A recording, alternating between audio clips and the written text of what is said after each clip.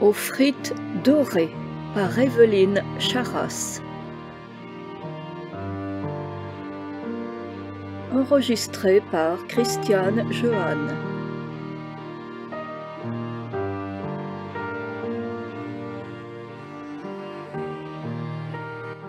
Jojo maniait l'écumoire avec dextérité et prudence. Il connaissait son travail depuis plus de 20 ans et le faisait avec patience et application. Il fallait laisser dorer les frites juste le temps nécessaire, les sortir de leur bain d'huile brûlante sans précipitation, les déposer dans le plat pour qu'elles s'égouttent un peu avant que l'apprenti ne les répartisse dans les assiettes. Voilà comment obtenir de bonnes frites. Jojo travaillait avec plaisir. Il disait souvent « Les frites, elles sont bonnes parce qu'on les aime. On les aime vraiment. C'est pour ça qu'ici, pas de surgelé, que de la bonne patate épluchée du jour. » Il avait connu bien des galères avant de s'assagir et de se retrouver dans cette cuisine surchauffée. Sa femme Sophie n'était pas étrangère à tout ça. Il regardait souvent avec tendresse son alliance et le tatouage S qu'il avait sur son majeur. « Comme ça, je penserai à toi en bossant, lui avait-il dit en riant.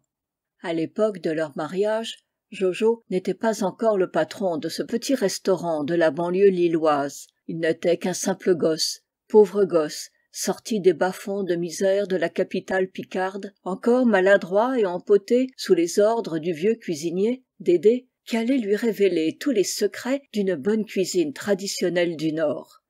Issu du quartier Wazem, où la vie peut parfois être plus difficile qu'ailleurs, il avait cumulé les causes de malchance. Un père alcoolique et donc sans cesse au chômage, une mère handicapée physique et donc peu disponible, 5 frères et sœurs très rapprochés et donc turbulents. Jojo arrivait 3e dans cette fratrie agitée. La famille logeait dans une HLM vétuste, entourée de voisins guère mieux lotis. Chez Jojo, les coups ne tombaient pas, ses parents étant la plupart du temps trop assommés par l'alcool ou les médicaments pour faire quoi que ce soit. La famille de Jojo vivait d'allocations chômage et familiales. Ces maigres ressources fondaient comme neige au soleil d'été dès qu'elles arrivaient sur leur compte en banque. Le père retirait un gros paquet de liquide et disparaissait dans les bars alentours, laissant la mère désemparée avec ses enfants. 6 gosses au ventre vide à nourrir, c'était trop pour elle. La grand-mère maternelle venait parfois donner un peu de temps pour le ménage, que sa fille ne pouvait faire, et en profitait pour cuisiner une grande gamelle de pâtes à la sauce tomate. Un régal. Il se souvenait encore du goût de ce plat sur sa langue, encore actuellement. Il vivait pauvrement dans le dénuement matériel et moral total.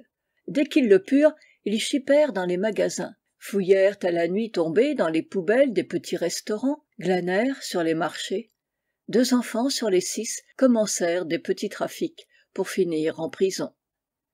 Dès qu'il sut marcher, Jojo apprit à se méfier de l'alcool.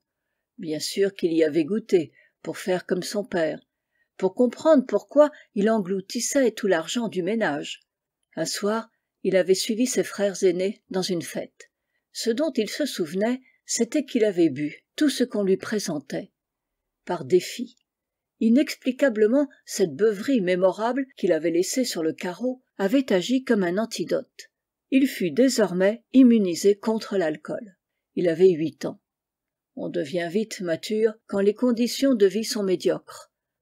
Le lendemain, se réveillant difficilement auprès de ses frères salis de vomi, puant la mauvaise bière, méconnaissables et repoussants, il choisit d'être désormais le plus raisonnable possible. Il respecta son choix tout au long des années qui suivirent. « Je sortirai de cette misère », pensait-il souvent, et cette phrase devint même sa devise. Il s'y accrochait fermement. Malheureusement, dans le même temps, ses frères aînés se laissèrent glisser sur la mauvaise pente pour finir en prison. Leur père les abandonna à leur triste sort, sans remords, poursuivant sa lente destruction alcoolique. Il mourut dans la rue, seul, un soir, un peu plus arrosé qu'un autre. Leur mère, quant à elle, complètement dépassée par ses malheurs, sombra dans une grave dépression et délaissa encore un peu plus sa progéniture.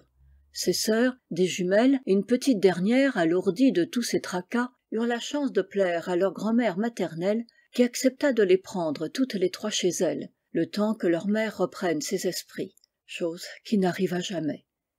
Resté seul avec elle, Jojo mesura avec lucidité la distance existant entre eux.